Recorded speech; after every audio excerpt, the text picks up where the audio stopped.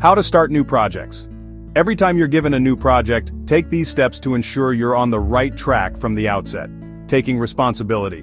Before you agree to take on the responsibility of managing a project, make sure there is adequate sponsorship and that you have adequate funding and resources to complete it on time. Your gut feel should be that the project is achievable, and that whatever happens, you'll have the full support of your sponsor through the project. If it's not feasible or you lack support, then solve these two problems first, before you start out. Clarifying the scope. Great, so you've agreed to take responsibility. The next step is to review the scope of the project to ensure that all of the deliverables to be produced during the project are adequately defined. You don't want to get partway through the project only to find that your customer actually wanted additional deliverables that weren't planned. So sit down with your customer and clarify all of the deliverables on day one. The complete set of deliverables forms the scope of the project, and it's critical that you document these in as much depth as you can before you get started. The deadline. A project is an activity which must be delivered by a specified date. That date is usually called the project deadline.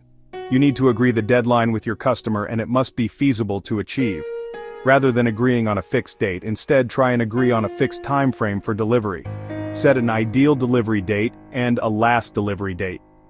Make the ideal delivery date achievable. That way the last resort date, which may be a week, month, or more later, gives you the contingency you need in case the project is delayed. Setting priorities. Now that you have an approved set of deliverables, scope, and deadline, you need to set the project priorities. Do this by showing your customer the complete list of deliverables to be produced, and ask them, if for whatever reason, we couldn't complete all of the deliverables on time, then which could be done after the deadline, if any. Push as hard as you can to get them to agree that some deliverables can be produced after the deadline if need be, because it gives you extra contingency for when you need it.